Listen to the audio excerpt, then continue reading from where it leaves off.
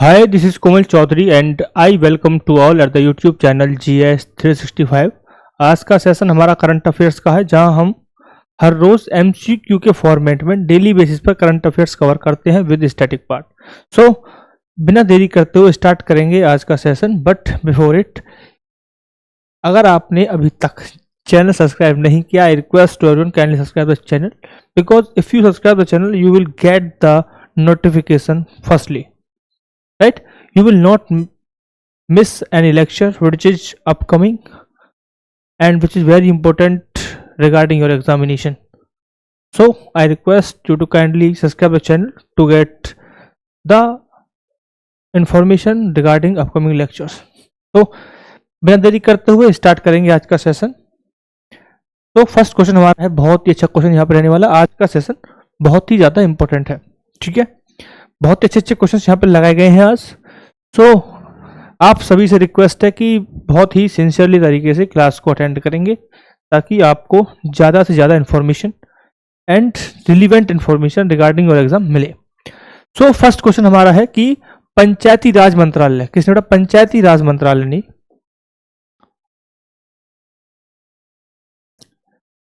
सबकी योजना सबका विकास, ठीक है, याद रखेंगे नारा क्या है? सबकी योजना सबका विकास अभियान शुरू किया। कब किया? 1 अक्टूबर, 2 अक्टूबर, 3 अक्टूबर या फिर 4 अक्टूबर।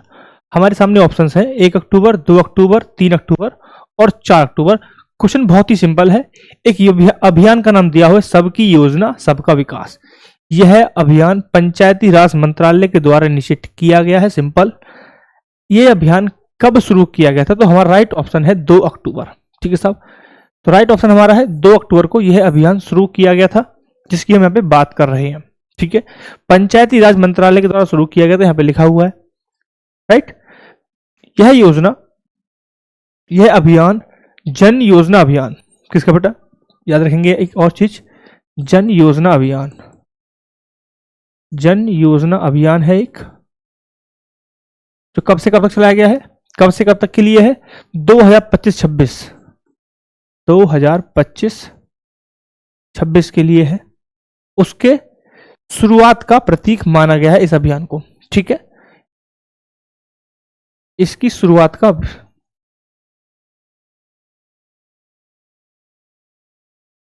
बेसिकली आप ये समझेंगे कि जन योजना अभियान, लिख देता हूं पहले तो समझाऊंगा।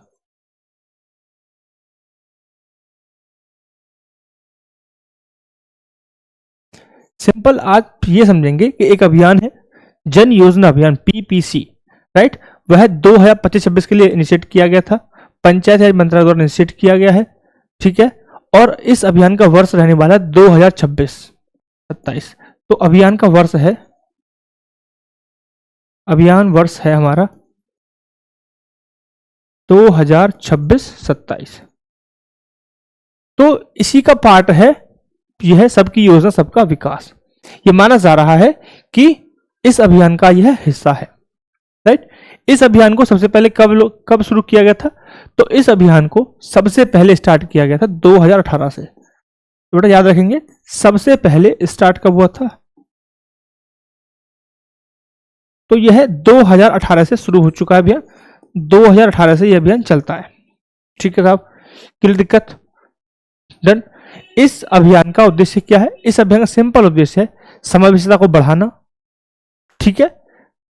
साक्ष्य आधारित योजना को प्रोत्साहित करना, यानी कि साक्ष्यों के आधार पर, आंकड़ों के आधार पर योजना को क्या करना? प्रोत्साहित करना, जागरूक करना लोगों को, योजना को बढ़ावा देना। इसका उद्देश्य है इस अभियान का, ठीक है। क्लियर पॉइंट है यहाँ तक? फर्स्ट क्वेश्चन क्लियर है? नहीं? डन। चलिए बढ़ते हैं नेक्स्ट क्वेश्चन की तरफ। और ये हमारा नेक्स्ट क्वेश्चन ये रहा, भारत विश्व सी फूड कांग्रेस 2026 की मेजबानी कहां कर रहा है? अहमदाबाद, चेन्नई, सूरत या फिर कोच्चि। आपके सामने ऑप्शन है अहमदाबाद, चेन्नई, सूरत, कोच्चि। भारत सी फूड की जो कांग्रेस है, कांग्रेस यानी कि बैठक, समझिए आप। कांग्रेस का मतलब समझिए आप बैठक, ठीक है। यहाँ कोई भी कांग्रेस को भारत राष्ट्रीय कांग्रेस की तरफ से नहीं जोड़ेगा, INC को नहीं जोड़ेंगे। कांग्रेस का मतलब यहाँ समझेंगे ग्रुप, बैठक, ठीक है। तो विश्व सी फूड समुद्री खाद्य कांग्रेस कहां पर होने वाला है? 2026 का। तो मेजबानी कहां पे होगी बेटा? चेन्नई में होने वाला है। तो राइट ऑप्शन हमारा कहां पे है? राइट ऑप्शन हमारा है चेन्नई। ठीक है साहब, क्लियर पॉइंट है, कोई दिक्कत डाउट? तो राइट ऑप्शन हमारा है चेन्नई, चेन्नई में यह मीटिंग होने वाली है, ठीक है। और सबसे इंपॉर्टेंट चीज यह है पहली बार भारत में आयोजित हो रही है, पहली बार भारत में आयोजित,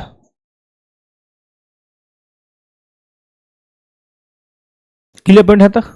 यानी कि यह पहली बार भारत में आयोजित हो रही है, इसका आयोजन भारत के चेन्नई में पहली बार होगा, ठीक है।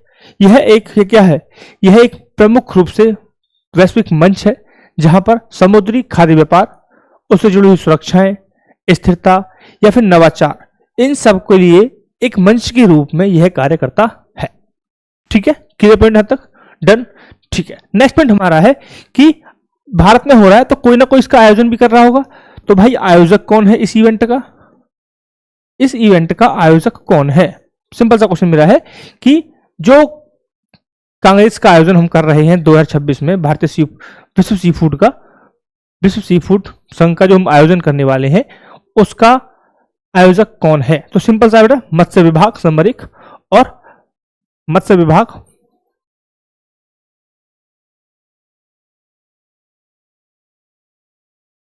और अंतरराष्ट्रीय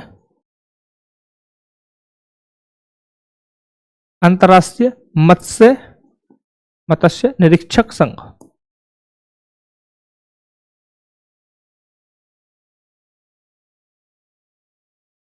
इन दोनों के द्वारा इसे आयोजित किया जा रहा है, क्लियर पॉइंट है, ठीक है। राइट, IAFI, ठीक है, डन। चलिए, क्लियर पॉइंट है। थोड़ा बात करेंगे हम IAFI के बारे में।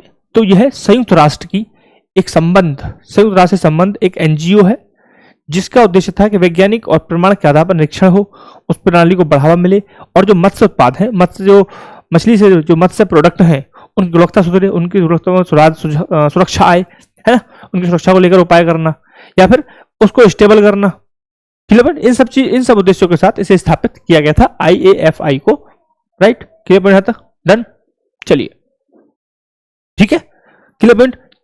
अब थोड़ा सा बात करेंगे हम विश्व सी फूड कांग्रेस के बारे में, थोड़ा सा और जानने कि जैसा कि हमने बात की कि इसका उद्देश्य है सिंपल सा कि समुद्री खाद्य व्यापार, उसमें इनोवेशन, सस्टेनेबल यानी कि सतत विकास इसका प्रमुख उद्देश्य है,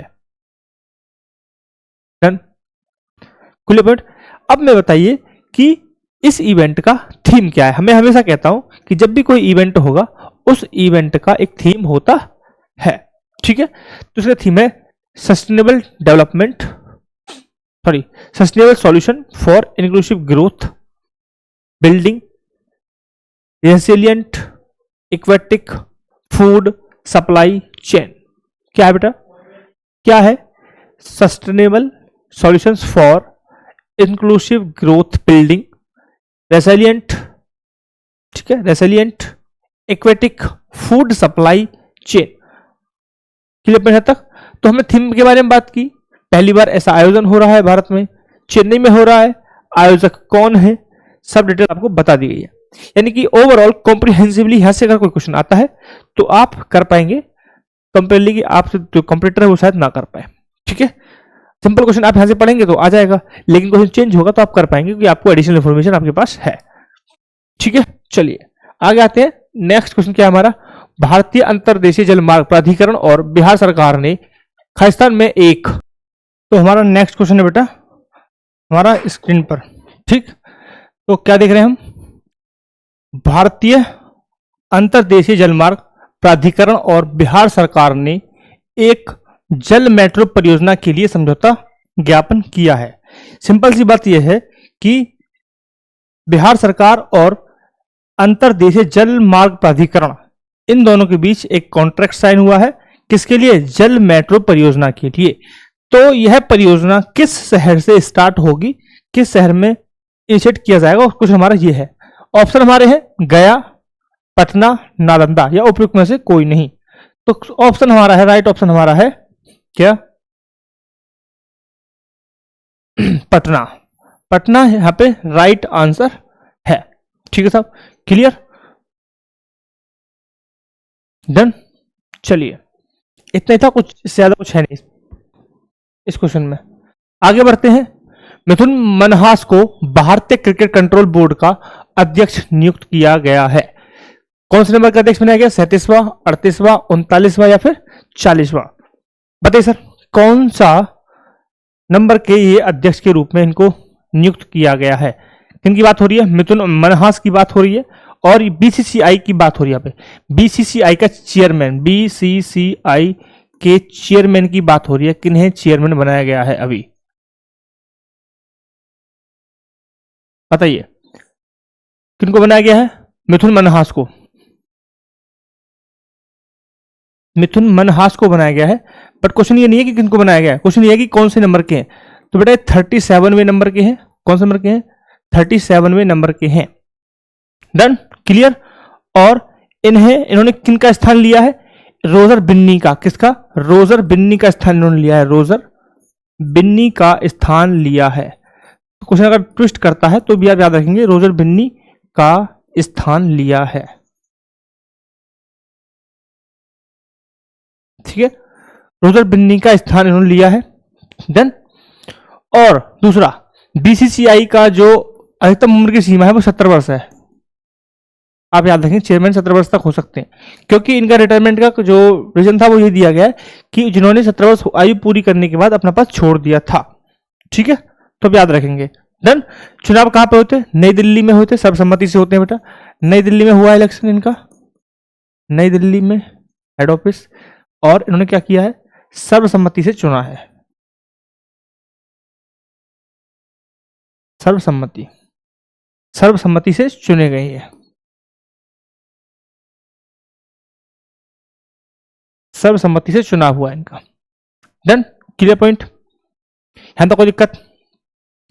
अब बात करेंगे हम कि भाई मुख्यालय कहां पर स्थित है। बीसीसीआई के बारे में थोड़ा जानते हैं। बीसीसीआई जानते हैं बीसीसीआई के बारे में? तो भाई ये रहा हमारा बीसीसीआई के बारे में थोड़ा समझते हैं। फुल फॉर्म क्या है? Board of control, board of control for cricket, board of control of cricket in India. ठीक है साहब, क्लियर, फुल फॉर्म पता चल गया आपको। बीसीसीआई, इसका हेड ऑफिस कहां पे है? इसका हेड ऑफिस कहां पे है भाई? सिंपल सी बात है, इसका हेड ऑफिस कहां पे है? वानखेड़े स्टेडियम। कहां पे है? वानखेड़े स्टेडियम, वानखेड़े स्टेडियम में है। और यह स्टेडियम कहां पड़ता है? ये आपको क्वेश्चन मार्क में आपने लगा दिया है, ये आपको पता करना है। ठीक है, मैं बताऊंगा नहीं जानबूझ के। स्थापना कब हुई थी? इसको स्थापित कब किया गया था बेटा? बीसीसीआई को स्थापित कब किया गया बताओ? किसी को पता है तो कमेंटली से कमेंट कर दिया करो, इतना टाइम नहीं होता है कि मैं आपका वेट करूं, फिर मेरे को राइट कर लिखना पड़ता है बोर्ड पे। ठीक है, 1 दिसंबर 1928 को। कब हुआ है? 1 दिसंबर 1928 को इसको स्थापित किया गया था, बीसीसीआई को। ठीक है, स्टार्टिंग में यह एक निजी संस्था, ये अभी भी क्या है? निजी संस्था है, किसी मंत्रालय के अधीन यह काम नहीं करती है। ठीक है, दोबारा सुन लीजिए, बीसीसीआई किसी भी मंत्रालय के अंतर्गत काम नहीं करती है। अर्थात आप ये समझ सकते हैं कि यह खेल मंत्रालय के अंतर्गत नहीं आती है, खेल मंत्रालय के अंतर्गत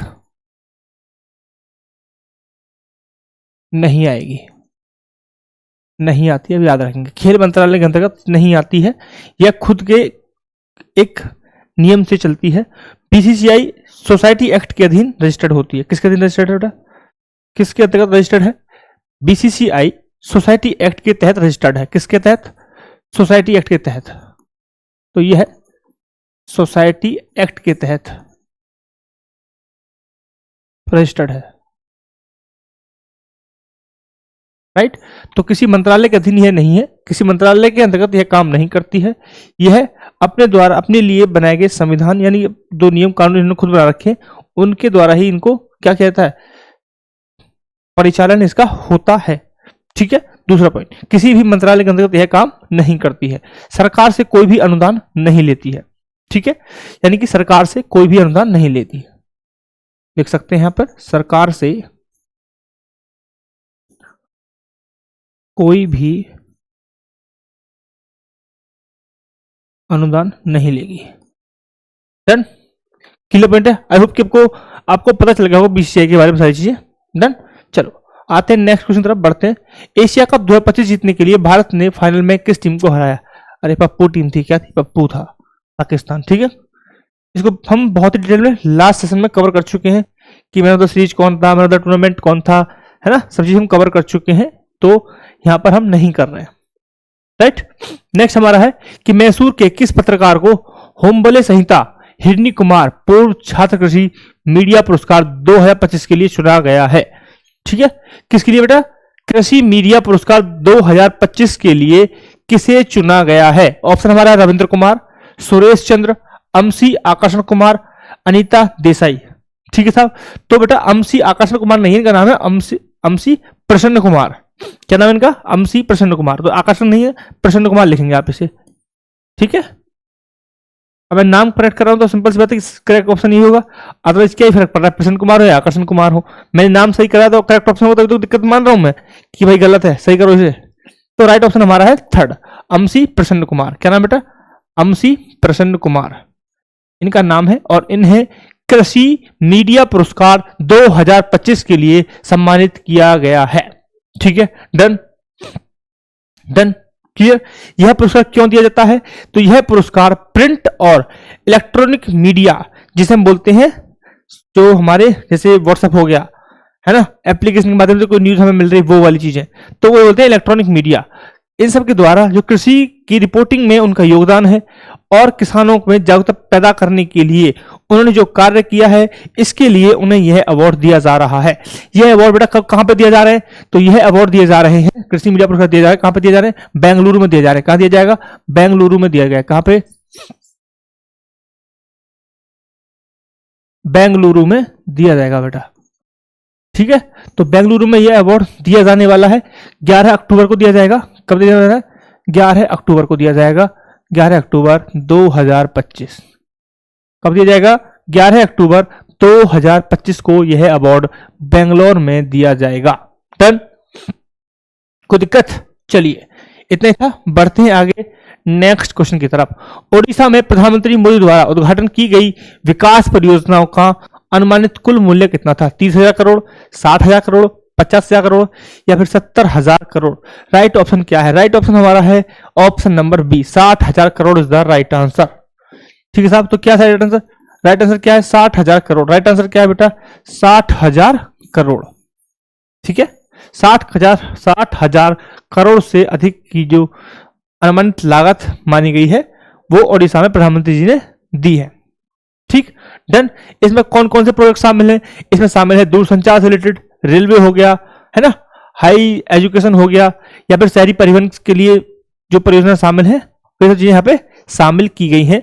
ओवरऑल 60,000 करोड़ से अधिक का प्रोजेक्ट यहाँ पे ओडिशा में दिए गए हैं, जिसमें हम समझ सकते हैं कि जो बीएसएनएल के जो 4G टावर हैं वो भी इसमें इंस्टॉल है। रेलवे के लिए हम समझ सकते हैं जो बहुत सारे उन्होंने ट्रैक दिए हैं, रेल लाइन एडअप कराई, जैसे कि सबसे इंपॉर्टेंट यहाँ पे ऐड की है सोनपुर पुरना कटक रेलवे, या फिर हम और बात कर सकते हैं, ठीक है, झारसुगुड़ा झगड़ा, इसमें एक और लाइन एडअप की जाएगी। ऐसे ही रेलवे में बहुत सारी लाइन एडअप की जाएंगी। वही हमने बात की शहरी परिवहन में इलेक्ट्रॉनिक बस ऐड करेंगे, 100 इलेक्ट्रॉनिक बस ऐड करने की बात यहाँ पे की गई है। हायर शिक्षा में नए IIT बनेंगे, ठीक है, क्लियर। और जो हमने परिवहन से रिलेटेड और एक बात की, यहाँ पे एक बहुत बड़ा फ्लाईओवर बनने वाला है जिसकी लंबाई रहेगी 5 किलोमीटर, यानी 5 किलोमीटर लंबा एक फ्लाईओवर बनने की भी यहाँ पे बात की जा रही है। डन, क्लियर पॉइंट है, समझ में आ गई। चलिए, तो 60,000 करोड़ की हमने बात की कि ओडिशा में हाल ही में प्रधानमंत्री जी द्वारा जो परियोजना लागू की गई हैं, उनमें जिनका शिलान्यास किया गया है, उसकी कीमत लगभग 60,000 करोड़ रुपए है। डन, उसमें कौन कौन से प्रोजेक्ट हैं, हमने ये भी यहाँ पे बात कर ली थोड़ी थोड़ी। डन, इस ज्यादा आपके लिए रिक्वायरमेंट है नहीं, क्योंकि आपको मोदी जी का पर्सनल असिस्टेंट नहीं बनना है, आपको सरकारी नौकरी चाहिए, सिंपल सी बात है बस। भारतीय वनस्पति सर्वेक्षण के 13वें निदेशक के रूप में किसे नियुक्त किया गया है? भारतीय वनस्पति सर्वेक्षण, ठीक है, किसे नियुक्त किया गया है?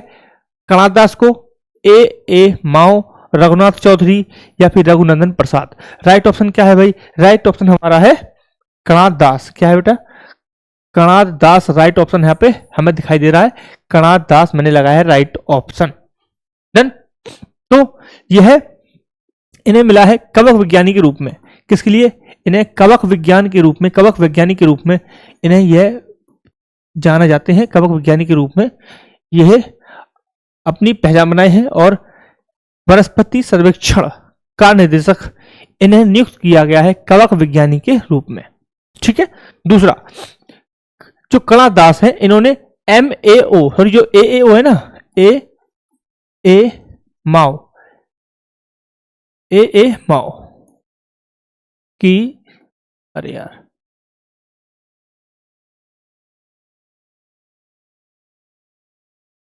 की जगह ली है।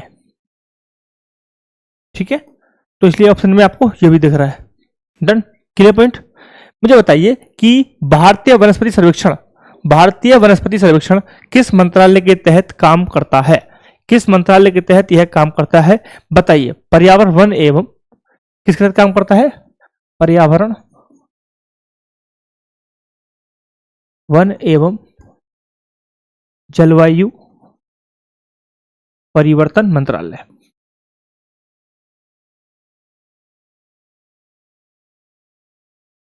यह संस्था इस मंत्रालय के तहत काम करती है। ठीक है साहब, क्लियर पॉइंट यहां तक? कोई दिक्कत? चलिए आगे बढ़ते हैं नेक्स्ट क्वेश्चन की तरफ। आई होप कि आपको ये क्वेश्चन समझ में आ गया होगा इजीली। बढ़ते हैं नेक्स्ट क्वेश्चन की तरफ। 2026 फीफा विश्व कप के लिए कितने शुभंकर घोषित किए गए हैं? ऑप्शन है 1, 2, 3 या फिर 4। कितने शुभंकर घोषित किए गए हैं फीफा विश्व कप के लिए? तो राइट ऑप्शन हमारा है 3 शुभंकर घोषित किए गए हैं फीफा विश्व कप के लिए। फीफा ने 2026 वर्ल्ड कप के लिए ऑफिशियल मैस्कट की घोषणा कर दी है, ऑफिशियल मैस्कट्स की घोषणा कर दी है, जहां पर टूर्नामेंट में 3 मैस्कट्स होंगे। ठीक है। नंबर 1 कौन सा होगा? क्लच।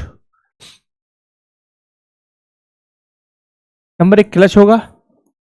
नंबर 2 कौन है भाई बताइए? जैगुआर।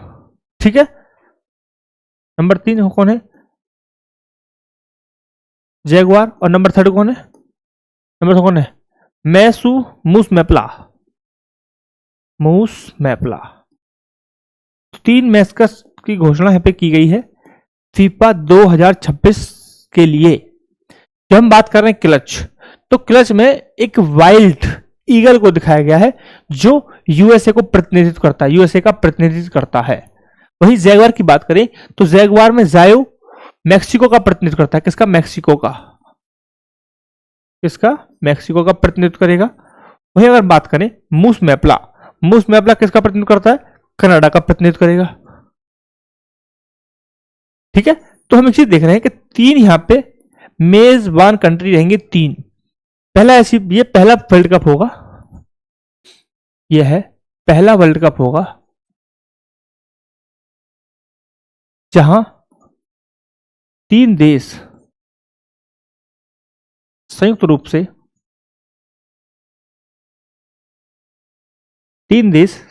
से मेजबानी करेंगे।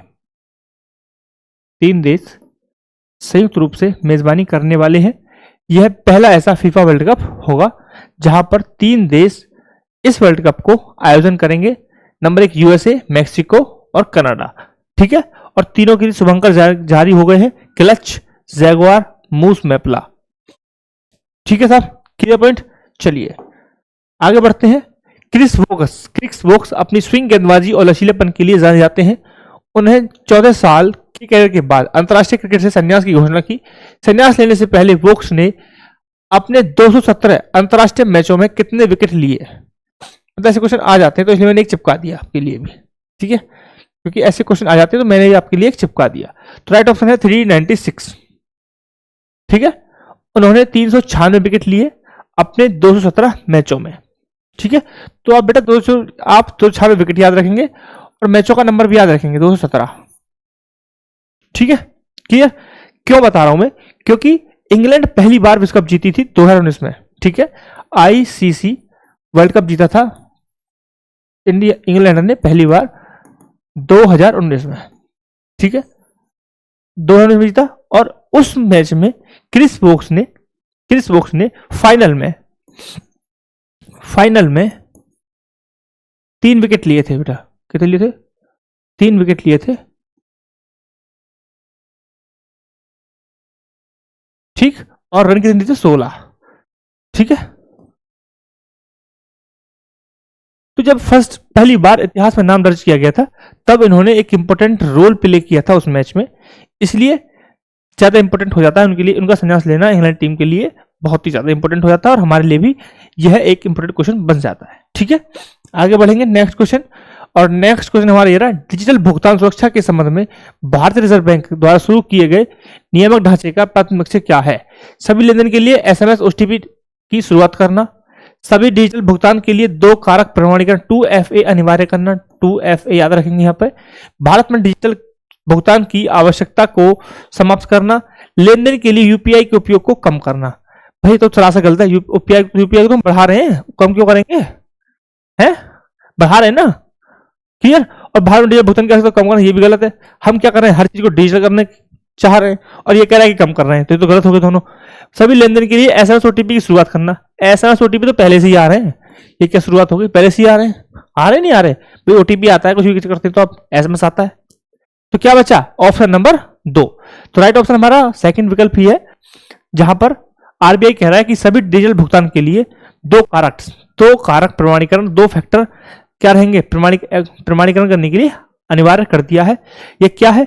यह एक विशेष प्रकार का नियामक ढांचा है, जिसमें 2026 से सभी डिजिटल भुगतानों के लिए 2 कारक प्रमाणीकरण होगा, ठीक है। 1 अप्रैल 2026 से शुरू होगा बेटा। कब से होगा? 1 अप्रैल 2026 से शुरू। बात करेंगे अभी हम कि ये क्या है, क्या बला है, सो कंफ्यूज नहीं हो, परेशान नहीं होना है, ठीक है। तो यूपीआई हो गया, नेट बैंकिंग हो गया, मोबाइल वॉलेट हो गए, या कार्ड से लेनदेन हो गए, इन सभी के लिए आप पेमेंट करते हैं तो आपको अब 2FA की आवश्यकता होगी, यानी कि 2 आप क्या करेंगे? 2 फैक्टर से प्रमाण करेंगे, 2 बार प्रमाण करेंगे कि ये सही लेनदेन हो रहा है और सही व्यक्ति के द्वारा ही किया जा रहा है, ठीक है, डन। तो इससे क्या होगा? जो हमारा सिस्टम अभी है, हमारा सिस्टम अभी एग्जिस्ट करता है, एसएमएस और ओटीपी वाला सिस्टम हमारे यहाँ है, तो यह उस सिस्टम को बदल देगा, एक नई सुरक्षा की लेयर ऐड कर देगा, जिससे क्या होगा? जो धोखाधड़ी होती है, क्राइम, साइबर क्राइम हो रहे हैं, उसके प्रति जो संवेदनशीलता है वो कम की जा सकती है, ठीक है। नए दिशा निर्देश में क्या ऐड हो सकता है? बायोमेट्रिक्स हो गया, है ना, डिवाइस आधारित कोई टोकन की व्यवस्था हो जाए, या पासवर्ड कुछ हो जाए, या फिर कोई एप्लीकेशन आ जाए जिससे आप प्रमाण कर सकें, ठीक है। तो एक क्या होगा? एक लेयर, एडिशनल लेयर हम ऐड कर देंगे, ताकि जो संवेदनशीलता है उसको कम किया जा सके, सिंपल। यानी कि आप ये मत समझिए कि जो एसएमएस का सिस्टम वो खत्म हो जाएगा, वो भी रहेगा, और एक और लेयर ऐड हो जाएगी, ताकि यह सुनिश्चित किया जा सके कि जो पेमेंट किया जा रहा है वह सही व्यक्ति के द्वारा किया जा रहा है और सही व्यक्ति को ही किया जा रहा है, ठीक है, क्लियर, डन। यानी कि यह एक एडिशनल क्या है? एक अतिरिक्त क्या लेयर है, जो आपके एसएमएस और ओटीपी के लेनदेन को सत्यापित जो हम करते हैं कि टेक्स्ट मैसेज आपको आता है, उस चीज को बढ़ावा देता है, और उन सब चीजों को एक और लेयर से क्या करता है? प्रोटेक्ट करता है, ठीक है, क्लियर। तो आरबीआई का जो टारगेट है वो यह है कि सुरक्षा से संबंधित जो कमजोरियां, जो वीकनेस है, उसकी निर्भरता को कम किया जाए, एंड संवेदनशीलता को भी कम किया जाए, ठीक है। जैसे हमने बात की, बायोमेट्रिक्स लगा सकते हैं, जैसे फिंगरप्रिंट हो गया, या फिर फेस मैपिंग का कुछ हो गया, है ना, तो इन सब चीजों को क्या कर सकते हैं? ऐड कर सकते हैं, वो भी आने वाली चीजों में देख सकते हैं, ठीक है। यानी कि एक और लेयर ऐड हो जाएगी, 2FA, 2 फैक्टर वेरिफिकेशन यहाँ पे हो जाएगा, ठीक है। यानी कि ओटीपी भी होगा, और एक और लेयर ऐड हो जाएगी, जो हमने बात की कि चाहे वो बायोमेट्रिक्स आ जाए, ठीक है, बायोमेट्रिक आ सकता है, नहीं, डिवाइस आधारित कोई टोकन हो सकता है, पासवर्ड हो सकता है, या फिर कुछ एप्लीकेशन आते हैं जिसके द्वारा आपको साथ साथ ओटीपी जनरेट होता है, वो आप डाल दीजिए, मैसेज भी आती हैं। तो देखते हैं, 2FA लागू करने के लिए अनिवार्य कर दिया है, राइट। चलो आगे बढ़ते हैं। नेक्स्ट क्वेश्चन हमारा 1 अक्टूबर 2025 से नए मुख्य सचिव के रूप में किसे नियुक्त किया गया? दिल्ली के नए सचिव की बात हो रही है यहाँ पे, दिल्ली के नए सचिव के रूप में किसे नियुक्त किया गया है, ठीक है। ऑप्शन हमारा धर्मेंद्र है, राजीव वर्मा, अमित कुमार, संजय यादव। राइट ऑप्शन क्या है बताइए सर, बताइए सर, राइट ऑप्शन क्या है? राइट ऑप्शन हमारा है राजीव वर्मा। राजीव वर्मा अब प्रिंसिपल सेक्रेटरी होंगे दिल्ली के लिए, ठीक है। 1905 के बैच के ये ऑफिसर्स थे, और 1 अक्टूबर 2025 से यह है दिल्ली सचिव, मुख्य सचिव। 1 अक्टूबर 2025 से यह दिल्ली के नए मुख्य सचिव, यानी प्रिंसिपल सेक्रेटरी की बात यहाँ पे हो रही है, प्रिंसिपल सेक्रेटरी। प्रिंसिपल सेक्रेटरी के पद की यहाँ पे बात हो रही है, ठीक है। और यह किसकी जगह लेंगे, यह धर्मेंद्र की जगह लेंगे, धर्मेंद्र जी की जगह लेंगे, धर्मेंद्र जी की जगह लेंगे, ठीक, डन। इससे पहले आप थोड़ा बैकग्राउंड समझिए कि राजीव वर्मा जी दिल्ली सरकार के अंतर्गत ही वित्त एवं राजस्व के सचिव के रूप में अपनी सेवा दे चुके हैं, राइट। तो जब हम बात करें प्रिंसिपल सेक्रेटरी की, तो दिल्ली क्षेत्र में, दिल्ली एनसीटी में, दिल्ली राजधानी क्षेत्र में यह सबसे ऊंचा सर्वोच्च नौकरशाही पद है। यानी कि प्रिंसिपल सेक्रेटरी का पद जब हम बात करें तो किसी स्टेट में वह सर्वोच्च पद होता है नौकरी के रूप में, नौकरशाह के रूप में वह सर्वोच्च पद के रूप में माना जाता है, ठीक है, क्लियर। इसका मुख्य कार्य होता है जो केंद्रीय मंत्रालय है, एजेंसी है, उनके बीच में समन्वय करना, राइट। अभी की जो प्रॉब्लम्स है उनके थोड़े समझें कि जब वह अपने पद पर स्थापित होंगे तो दिल्ली में समस्याएं होंगी, शासन संबंधित चुनौती रहेगी, ठीक है। और दिल्ली में जो इंफ्रास्ट्रक्चर की प्रॉब्लम चल रही है, पानी है, वायु एयर पॉल्यूशन की प्रॉब्लम रहती है ना, और अपशिष्ट को लेकर प्रॉब्लम रहती है, आवास को लेकर झुग्गी झोपड़ी का वहां चलता रहता है सिस्टम, राइट। और यमुना को लेकर के चलती है, ऐसी बहुत सारी चीजें हैं। जब उनका क्या हो रहा है, अपॉइंटमेंट हो रहा है, तो बहुत सारी समस्याओं के सामने उन्हें चुनौती मिलने वाली है, ठीक। देखते हैं किस तरीके से चुनौती जिन करेंगे, तब हम डील करेंगे, तब हम भी पढ़ेंगे उनके बारे में कुछ होता है तो। चले आगे, चलिए। अगस्त 2025 में भारत का औद्योगिक उत्पादन साल दर साल 4.0 बढ़ा है। इस अवधि के लिए द्वारा निम्नलिखित में से किस क्षेत्र में सबसे मजबूत वृद्धि देखी गई है? ऑप्शन है खनन, विनिर्माण, पूंजीगत वस्तुएं, बिजली। तो राइट ऑप्शन हमारा बेटा खनन। खनन में सबसे ज्यादा मजबूत स्थिति हमें देखने को मिली है, जो साल दर साल हर साल 4% से बढ़ रहा है, ठीक है। वहीं हम और क्षेत्रों की बात भी कर सकते हैं, जैसे विनिर्माण हो गया, उसमें हमने देखी 3.8% की वृद्धि, ठीक है। बिजली उत्पादन हो गया, दे रखा है, बिजली उत्पादन में 4.1 की वृद्धि हमने देखी। वहीं हमने पूंजीगत वस्तुओं में देखी 4.4 की। बट हम जब बात कर रहे हैं स्टेबल और मजबूत, तो उस क्षेत्र में खनन क्षेत्र हमें कहीं आगे दिखता हुआ नजर आता है, ठीक है। डन। यहाँ पे चलिए, तो सिंपल सी था, ज्यादा इधर उधर जाएंगे तो हम उलझ जाएंगे, ठीक। तो जो चीज जरूरी है वही पढ़िए आप, राइट। 2025 आईसीसी महिला क्रिकेट विश्व कप के दौरान शुरू किए गए प्रॉमिस टू चिल्ड्रन अभियान की राजदूत कौन है? बताइए सर, बताइए सर, कौन है राजदूत अभियान के? बताइए कौन राजदूत हैं इस अभियान के? चलिए सर बताइए। विराट कोहली और दीपिका पादुकोण, आयुष्मान खुराना, स्मृति मंधाना, सचिन तेंदुलकर, प्रियंका चोपड़ा, एमएस धोनी और अनुष्का शर्मा। राइट ऑप्शन हमारा है, कौन सा राइट ऑप्शन है भाई? बताइए। आयुष्मान खुराना और स्मृति मंधाना, दो यहां पे राइट ऑप्शन हमारा है, ऑप्शन नंबर सेकंड, ठीक है। आयुष्मान खुराना और कौन है? स्मृति मंधाना, जो कि आईसीसी महिला विश्व कप के दौरान शुरू किया गया promise to the children campaign है, जिसमें इन्हें राजदूत के रूप में इन्हें नियुक्त किया गया है, ठीक है, क्लियर, डन। तो जब हम बात कर रहे हैं आयुष्मान खुराना, तो आयुष्मान खुराना पहले से ही, आयुष्मान खुराना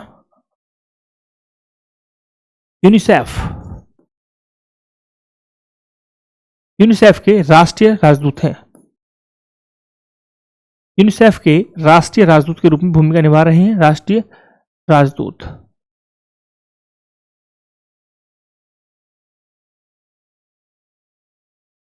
राष्ट्रीय राजदूत, क्या लिख दिया, ठीक है, राष्ट्रीय राजदूत के रूप में भूमिका निभा रहे हैं। वहीं जब हम बात कर रहे हैं स्मृति मंधाना की, तो ये वाइस कैप्टन है, vice captain of the India, vice captain of Indian women cricket team,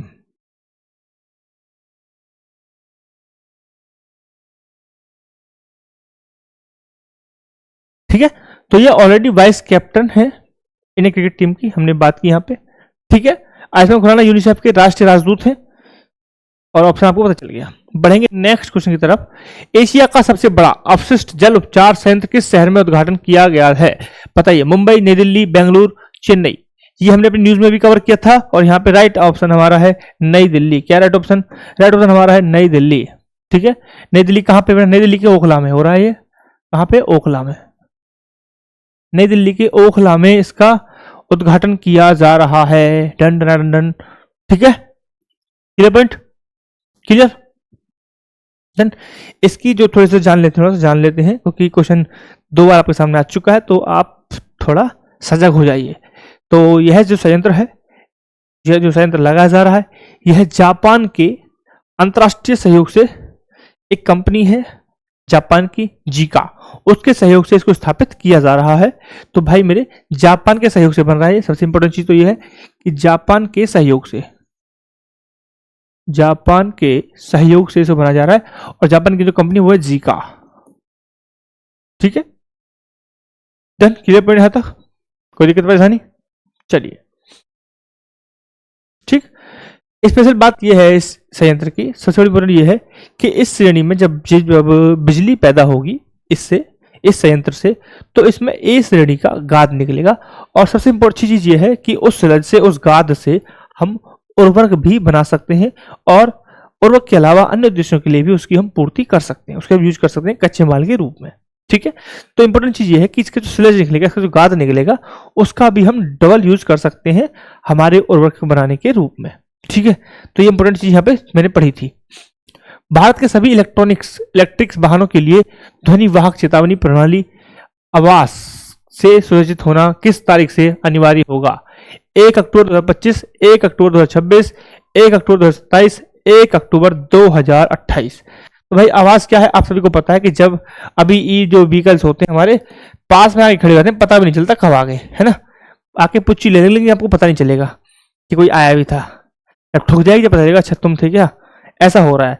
तो इसी उद्देश्य के लिए क्या किया है, एक ध्वनि वाहक चेतावनी प्रणाली को लॉन्च किया गया, और ये कहा गया है कि इसे 1 अक्टूबर 2027 तक सभी वाहनों को इसे सुसज्जित हो जाना है।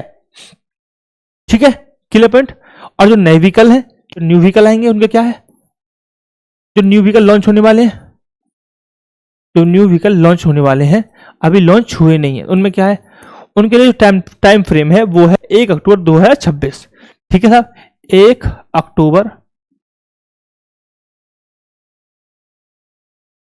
अक्टूबर 2026 टाइम फ्रेम है उनके लिए। और जो पहली मार्केट में है उनके लिए क्या है, 1 अक्टूबर 2027। तो टाइमलाइन हमें यहाँ पे देखने को मिली, सिंपल, ताकि लोगों को पता चल सके भी जैसे कोई आ रहा है भाई बच से जाओ, है ना। ऐसा ना हो कि जो सड़क पर होने वाली दुर्घटना है उनमें बढ़ोतरी देखी जा रही है, उन्हें कम करने के लिए इसे लाया गया है, ताकि जो भीड़ वाले एरिया है, भीड़ वाले शहरी क्षेत्र जहां एबी का पता नहीं चलता है, वहां इन चीजों को लागू किया जाए। ठीक है, डन, कोई दिक्कत परेशानी? चलिए क्लियर। तो भाई ये किस मंत्रालय द्वारा जारी किया गया था? आप सिंपल सी बात है, परिवहन से रिलेटेड है, तो परिवहन मंत्रालय काम करेगा। तो सड़क परिवहन एवं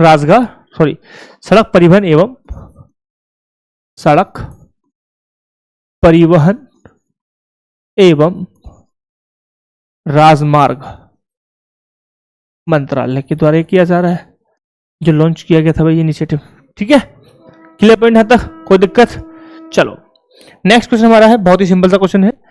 दिलजीत दोसांझ को 2025 के लिए प्रतिष्ठित अंतरराष्ट्रीय एमी पुरस्कार के किस भूमिका के लिए नामांकित किया गया है? अमर सिंह चमकीला में अमर सिंह चमकीला, लुडविंग में डेविड मिशेल, यो एक्टिको में ओरियोल प्ला, 100 ईयर्स ऑफ सल्यूट में डिएगो वास्केस। किसके लिए दिलजीत दोसांझ को एमी पुरस्कार के लिए नामित किया गया है? तो बहुत ही अच्छी मूवी थी ये अमर सिंह चमकीला। इन्होंने अमर सिंह चमकीला का रोल किया है, और इसके लिए इन्हें यह अवार्ड के लिए नामांकित किया गया है, यानी कि नॉमिनेट किया गया है। ठीक है साहब, क्लियर पॉइंट है। तो अमर सिंह चमकीला कौन थे? एक पंजाबी सिंगर थे। यह मूवी उनकी जीवनी पर आधारित है, जहां दिलजीत दोसांझ ने उनका रोल निभाया था। ठीक है, और उनको गोली मारकर उनकी हत्या कर दी गई थी, तो वो शूट यहाँ पे पूरी आप देख सकते हैं मूवी में। ठीक है, इसके लिए नामांकित किया गया इस पुरस्कार के लिए। बढ़ते हैं नेक्स्ट क्वेश्चन की तरफ। सीमा सुरक्षा बल बीएसएफ द्वारा शुरू किए गए डिसीजन सपोर्ट सिस्टम डीएसएस का प्राथमिक उद्देश्य क्या है? ठीक है, तो बात हो रही है यहाँ पे डीएसएस डिसीजन सपोर्ट सिस्टम। सीमा प्रबंधन के लिए वास्तविक समय निगरानी और भविष्य कहने वाला विश्लेषण प्रदान करना, सीमा के पार मौसम के पैटर्न को ट्रैक करना, भारत और पड़ोसी देशों के बीच संचार को बढ़ाना, सीमा सुरक्षा के लिए नई तकनीकों का विकास करना। ऑप्शन आपके सामने है, प्रश्न भी आपके सामने है, और पैर उठाइए और आंसर लगाइए। सीमा सुरक्षा ने हाल ही में अपनी जो हेड ऑफिस है वहां पर एआई और GIS password decision system, AI और GIS password decision support system launch किया। मुख्य पॉइंट क्या था कि डीएसएस पाकिस्तान और बांग्लादेश की सीमाओं पर परिचालन दक्षता में सुधार करने के लिए वास्तविक समय पर डेटा एनालाइज करना, भविष्य प्रेडिक्ट करना, उसका विश्लेषण करना और जो स्ट्रेटेजिक डिसीजंस होते हैं उनको एकीकृत करना। स्ट्रेटेजिक डिसीजंस को प्रभावित करने वाले डाटा जो उपकरण हैं उनको इंटीग्रेट करने के लिए इसे स्टार्ट किया था, इसे लॉन्च किया गया है। ठीक है, क्लियर पॉइंट। जो बीएसएफ कमांडर है इन्हें पूर्ण ऑपरेटिंग पिक्चर प्रदान करने के लिए सेंसर हो गया, ड्रोन हो गए, डेटाबेस हो गए, इन सबसे क्या करेंगे, फीड इंटीग्रेट करेंगे, फीड लेंगे और सबको मर्ज करके एक वास्तविक समय पे निगरानी करने के लिए या फिर कोई डिसीजन लेना है उसमें, ठीक है, इन सब का हम प्रयोग कर सकते हैं। ठीक है, राइट। अगले चरण में हम इसका प्रयोग हम कर सकते हैं, जो बड़े बड़े डेटा है उसको विश्लेषित कर सकते हैं, मौसम को इसमें एडप्ट कर सकते हैं, वो बात की चीजें। बट अभी क्या हुआ है, अभी एक डीएसएस सिस्टम लॉन्च किया है जो क्या करेगा, अलग अलग जो ऑपरेटिव्स हैं, सिस्टम्स हैं, चाहे वो हमारा सेंसर हो कोई, चाहे वो ड्रोन हो, चाहे कोई और डेटाबेस हो, जहां से वो फीड प्राप्त करें और सबको इंटीग्रेट करके आपको एक वास्तविक समय पर डिसीजन लेने में जो प्रभावित तरीके से हम प्रयोग कर सकते हैं सबका हम लाभ ले सकते हैं, उसको इंटीग्रेट करके हमको क्या करेगा, एनालाइज करके देगा। ठीक है, एआई बेस है तो बहुत ही अच्छा रहेगा। यह एआई बेस एक कमांड सिस्टम है जिसमें विभिन्न जो स्रोत होंगे, विभिन्न सोर्सेज होंगे, वहां से वो डाटा इंटीग्रेट करेगा और इससे हमारी जो निर्णय लेने की क्षमता है, कैपेसिटी है, उसको बढ़ावा मिलेगा। ठीक है, आप सभी को पता है बीएसएफ लॉन्च किया है कि बीएसएफ कहाँ काम करती है, बीएसएफ क्या काम करती है, पाकिस्तान बॉर्डर पर और बांग्लादेश बॉर्डर पर काम करती है। ठीक है, तो बीएसएफ सिर्फ और सिर्फ अब पाकिस्तान और बांग्लादेश बॉर्डर पर काम करती है। ऐसा क्यों है, क्योंकि बांग्लादेश पर क्यों, क्योंकि पहले बांग्लादेश पूर्व पाकिस्तान हुआ करता था, बाद में हमने उसको अलग कर दिया, चट्टी फड्डी कर दी हमने। ठीक है, तो राइट ऑप्शन हमारा है सेवा प्रबंधन के लिए वास्तविक निगरानी और भविष्य कहने वाला विश्लेषण प्रदान करने वाला राइट ऑप्शन है ऑप्शन नंबर ए। ठीक है साहब, क्लियर पॉइंट यहाँ तक। चलिए, thank you very much for this watching this video, thank you, bye bye, Tata.